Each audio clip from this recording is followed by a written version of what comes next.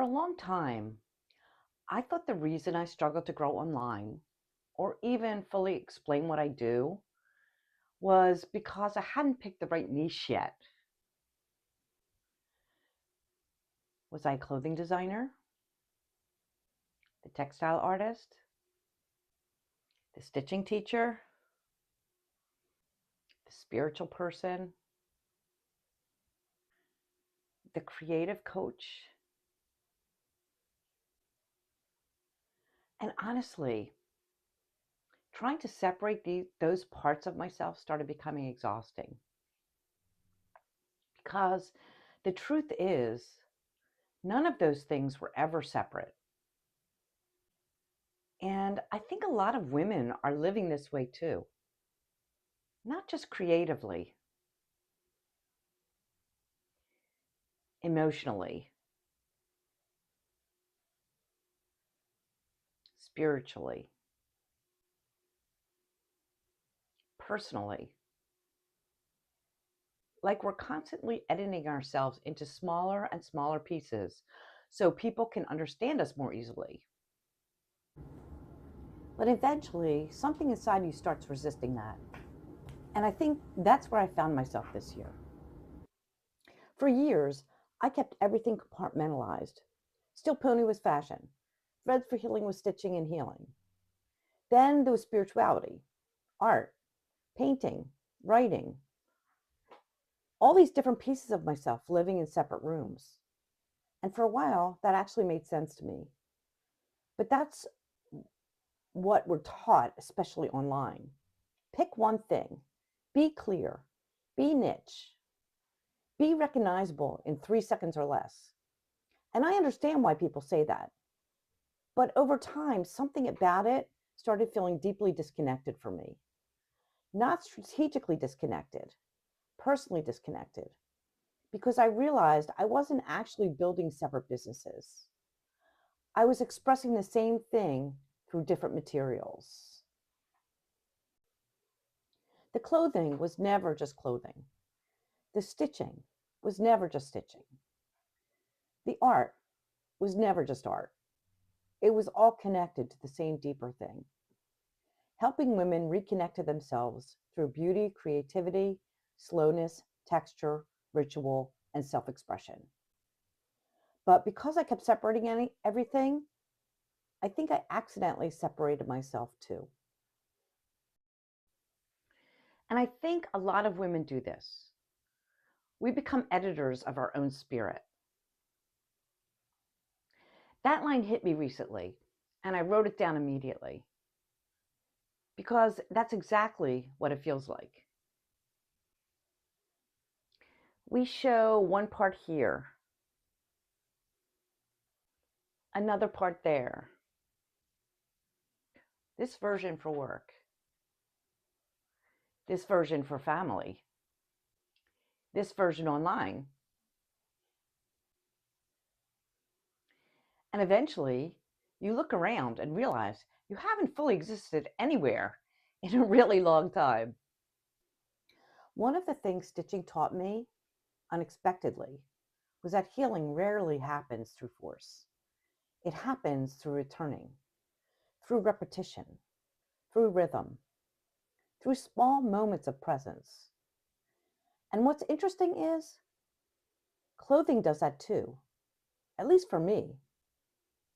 I've always been drawn to natural fabrics, texture, hand dyeing, softness, layers, movement.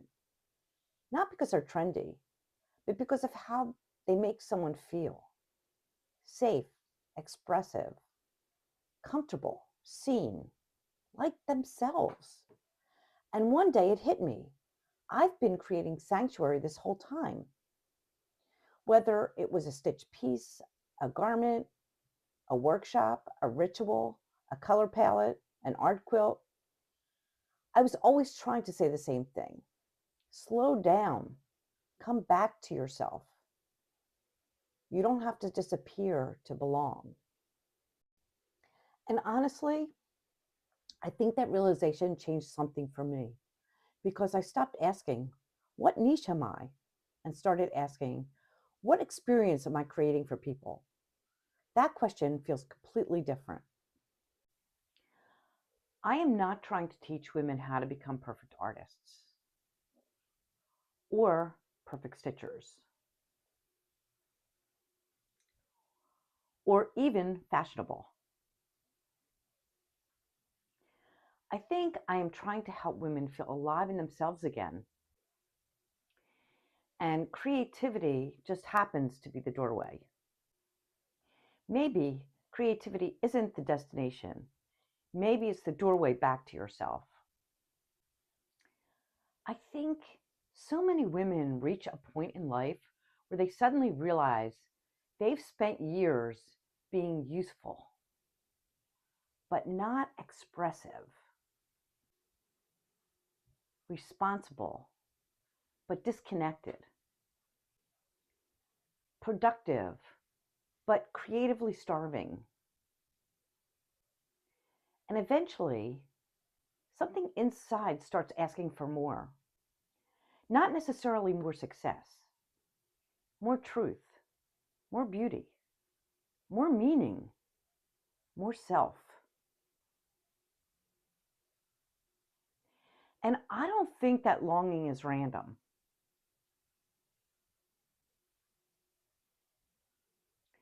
I think it's trying to lead us back to ourselves. One of the reasons I started talking about slow stitching the way I do is because traditional meditation never really worked for me. My mind wanted movement, texture, touch, rhythm. And stitching became this quiet way of returning to myself without pressure, without needing to perform healing, without needing to be good at anything. And I think there are a lot of women out there who need that right now. Not another thing to master, not another self-improvement checklist, just a small doorway back into presence. And honestly, I think this is why I've struggled at times trying to market myself traditionally. Because what I'm creating isn't just a product, it's a world, a feeling, an experience. And I think I'm finally allowing myself to stop apologizing for that. So, if you've been feeling disconnected lately, creatively blocked, emotionally exhausted, like parts of yourself got left behind somewhere along the way, I just want you to know you're not alone in that. And maybe the answer isn't becoming someone entirely new. Maybe it's returning to the pieces of yourself that were always there waiting for you. That's honestly why I created my free guide, Create Your First Stitch Piece in 10 Minutes.